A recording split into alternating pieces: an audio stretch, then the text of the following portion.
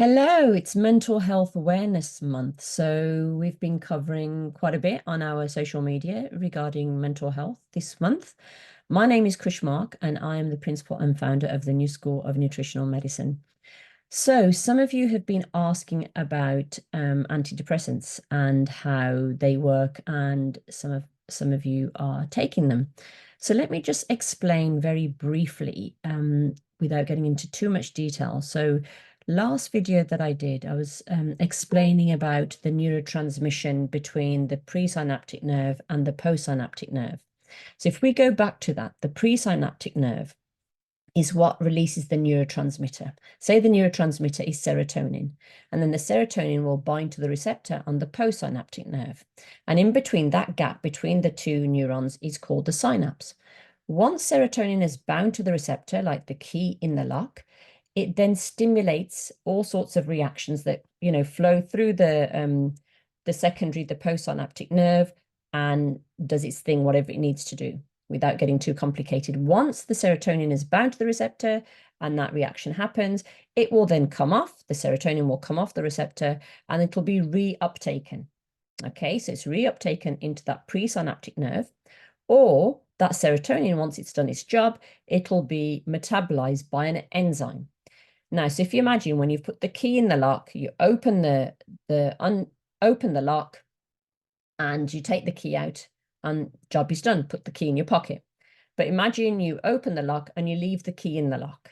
Okay, somebody else can come in and sort of go in the house and it gets overstimulated. So that serotonin has to come off. That neurotransmitter has to then come away from the receptor and be metabolized. So it's no longer hanging around. So some antidepressants are like serotonin reuptake inhibitors. In other words, that serotonin, once it's in that synapse, it binds to the receptor and it comes off. It does not get reuptaken because the drug is called a serotonin reuptake inhibitor, which means it prevents the reuptake from happening. Some drugs actually work on the neurotransmitters in such a way they actually work on the enzyme that prevents the drug from being metabolized. So you still get more of the serotonin in the synapse. So what generally happens is that serotonin stays in the synapse, these receptors in the postsynaptic neuron start to down regulate. So it's like you've got a lot of keys, but now you don't have enough keyholes.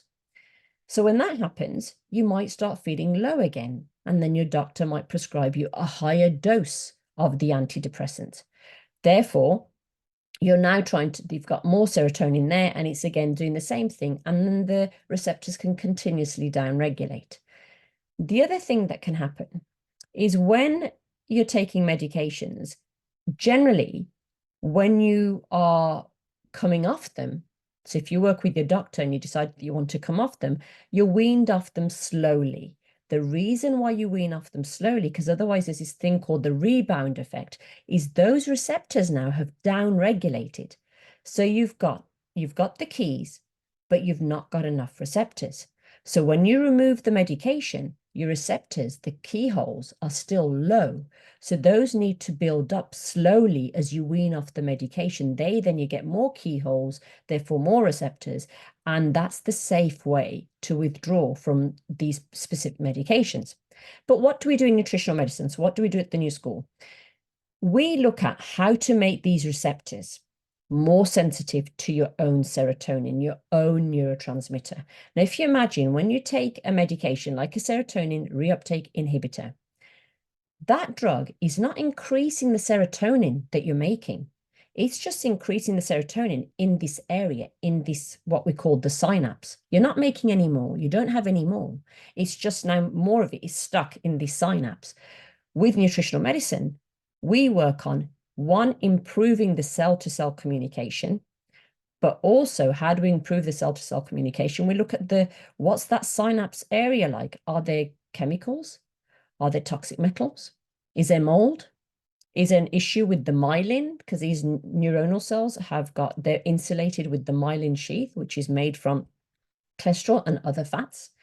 What about the essential fatty acids, the omega-3s, the actual membrane that the receptors are in? Are they listening?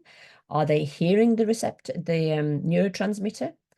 And the other thing that we're really big on, at the new school is the nervous system. So if you've been reading any of the posts that we've been putting on social media, the nervous system is incredibly important when it comes to mental well-being. So we're not just looking at the neuronal cells, the neurotransmitter, the omega-3s, the toxic elements, the mold.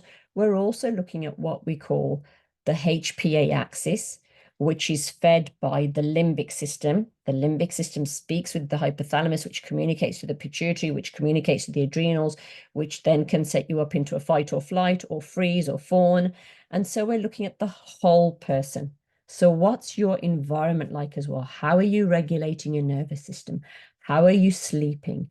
What are you feeding yourself? How are you balancing your 3 food groups, your blood sugar management? So blood sugar management is also very important, because when your blood sugar is going up and down and up and down, that can also increase anxiety. That can also dysregulate the neurotransmitters and create mental instability. So I hope this video has been helpful, and see you on the next video.